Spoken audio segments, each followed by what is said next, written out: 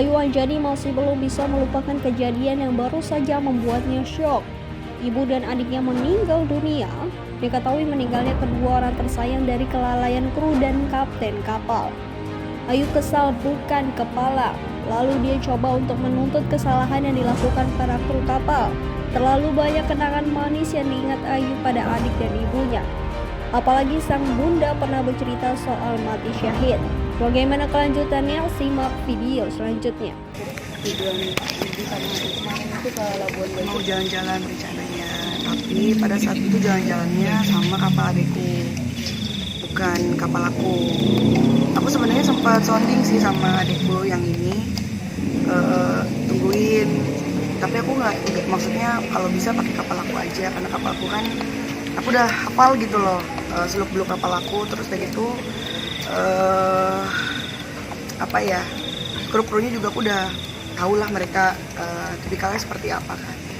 Tapi ternyata aku tuh nggak dikabarin banget, tiba-tiba cuma dikabarin sama adikku yang udah nggak ada ini. Dia bilang katanya udah di Labuan Bajo, Cong, dia bilang gitu. Terus aku baca tapi aku nggak bales karena aku waktu itu lagi meeting. Terus nggak ada kabar lagi, dan aku juga nggak ngelihat ada story gimana. Emang kan kalau juga nggak terlalu ini kan ya, nggak terlalu posting banyak dulu kan, karena memang kita mau nge-save dulu aja karena sinyal kan di sana kurang ya. Kita juga ngerti sih, cuman maksudnya waktu malam-malam sebelum kejadian, kira-kira jam 2 di sini berarti jam 3 di sana ya, aku baru bisa tidur karena aku pikir ngaruh kopi, karena sebelumnya kan aku minum kopi. Tapi kok aku batuk-batuk terus gitu. Firasat yang buruk sih nggak ada. Terus tiba-tiba aku jam 7 pagi, berarti di sana itu jam 8 ya kurang lebih, jam 7 kurang lah, aku ditelepon berkali-kali. Dan itu aku masih tidur karena aku baru tidur jam 2 kan, capek banget. Pikir apa sih maksud aku, kalau misalnya penting kan bisa WhatsApp ya. Kita aku angkat, langsung adekku nangis kan, yang cowok. Dia bilang katanya mama udah nggak ada.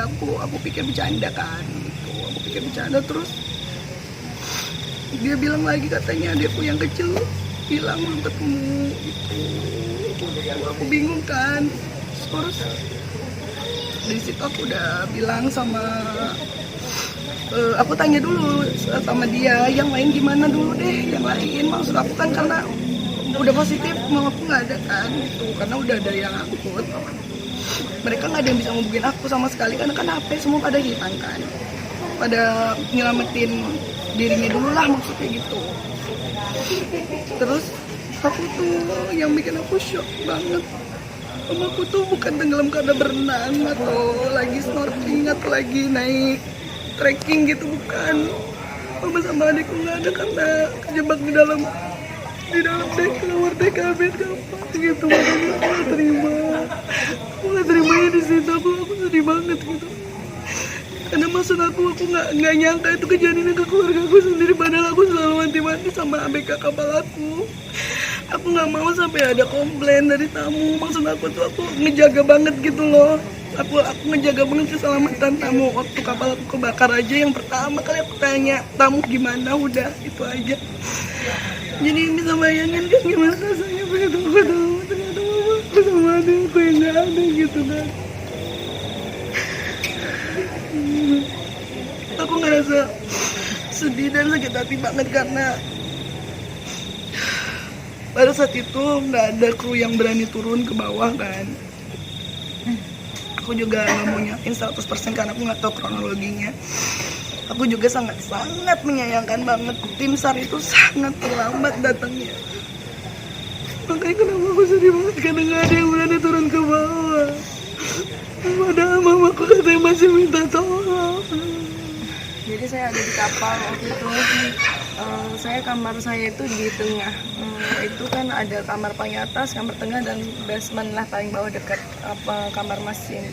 Saya nggak tahu kok ibu saya mau pindah ke bawah, tapi saya udah tahu adik saya mau tidur di bawah. Dia kayak lihat kamarnya kayak nggak mau deh, berisik juga, ada suara mesin. Gue tidur sama lu aja ya, sambil pegang-pegang kasur kamar saya kan. Dia bilang ya udah kita tidur bertiga, gitu. Saya bilang kayak gitu. Sama anak saya berarti berlima. Ya udah deh, mungkin kayaknya dia bilang sama mama saya gitu, nggak dikasih mungkin ya, karena kan saya sama suami di situ. Saya sama suami sama anak umur 2 tahun dan 4 tahun. Itu saya udah gelisah, nggak enak tidur dari jam 3. Karena kan mungkin saya mikirnya gelisahnya karena mau nanjak ke Padar itu jam 5, kita harus siap-siap. Jadi saya jangan tidur lagi deh, jangan pules-pules.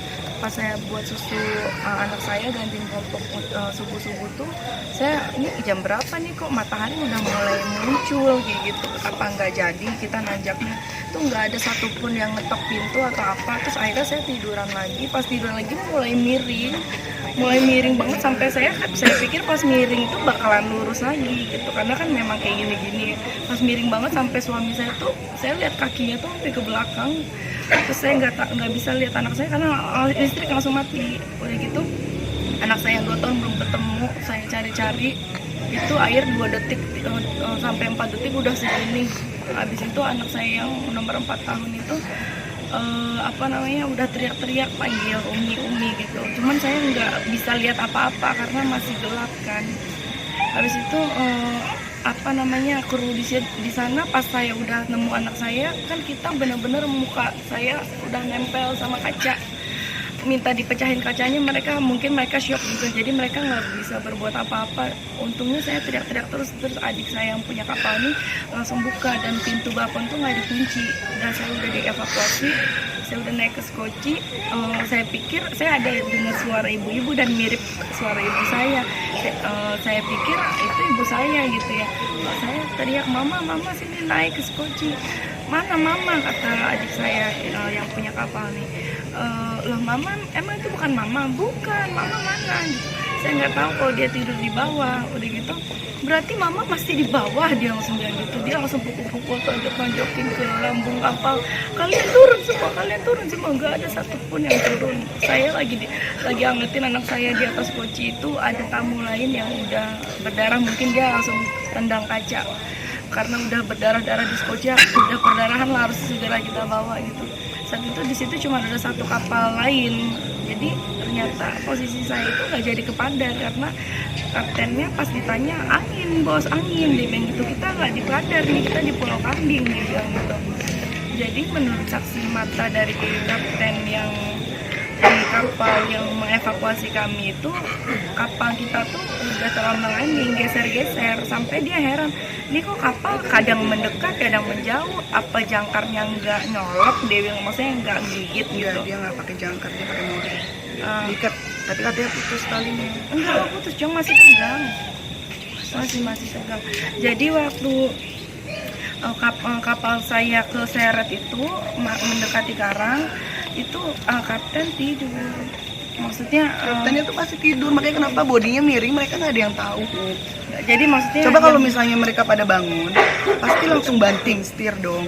Sebenarnya air permukaan laut nggak akan masuk gitu.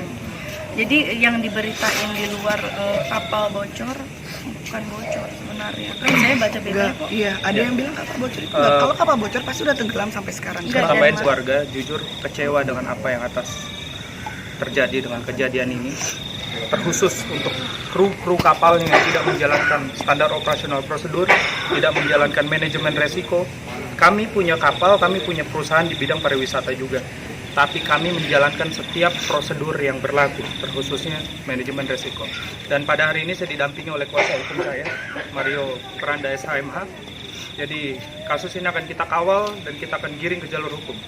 Silakan. Jadi teman-teman wartawan, saya selaku kuasa hukum dari Ibu Ayu Anjani. Ya?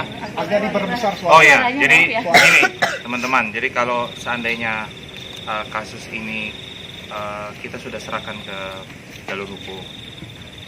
Jadi kita percayakan Polres Manggarai Barat kan sekarang dalam tahap penyelidikan. Jika ada unsur kelalaian yang mengakibatkan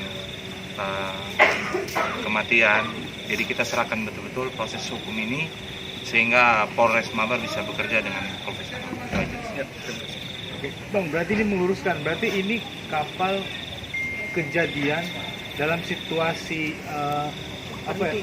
berhenti ya? Berhenti. Lagi parkir. Bukan Lagi parkir dari malam di area Pulau Kambing. Lagi nambatin ke mooring, diikat tali di mooring. Cuman saya dengar dari Basarnas sebelumnya itu tuh katanya putus dong apa ininya, Putus tali terus jangkar tali ya? jangkar, bukan tali jangkar, Tali mooring. tali mooringnya putus, jadi dia tuh lama-lama miring gitu loh, Enggak, dia nggak stabil karena kan engine-nya mati kan, nggak nyala. Oke, berarti ini kejadian Coba sama sih. berarti ini kejadian kapal lagi stay diam saja, Mbak ya. Bukan dari cuaca maupun tabrak. Memang angin kencang, memang angin sekali. kencang. Kalau posisi kapal diam tanpa engine nyala, otomatis dia akan miring dong. Gitu. Makanya kenapa kapten itu harus standby. Ya, yang Kru saya- disayangkan kaptennya tidak bangun pada saat kejadian. Udah Seharusnya dibangunin. ini bisa Itu kita yang diminimalisir bangunin dengan engine katanya. dinyalakan. Udah dibangunin jam setengah 6, jam 5 itu, terus kaptennya naik ke deck ke apa namanya yang untuk nyupir dia lah. Iya. Tapi ayah saya nggak dengar mesin dinyalain, kayaknya dia cuma pindah tidur. Dalam kapal ini banyak wisatawan juga, termasuk keluarga Iya. Mbak Iya, atau campur ya. 15 tamu. Oke, 15 tamu. Laki-laki cuma 2, ayah saya sama suami saya. Saya perempuan semua dan anak-anak. Oke, yang menjadi korban adalah dari keluarga Mbak. Kita semua Saya, keluarga saya, saya semua terus keluarga ibu-ibu yang di Medan sama foreigner 2. ada foreigner doang. Warga negara asing juga. Warga negara asing. Oke, Bang, sebagai suami, berarti ini ada kesalahan teknik yang akan mau diproses secara hukum. Versi saya. Versi Abang. Ya. Oke. Karena sebelumnya saya menyimpulkan ini dengan apa yang terjadi di perusahaan saya.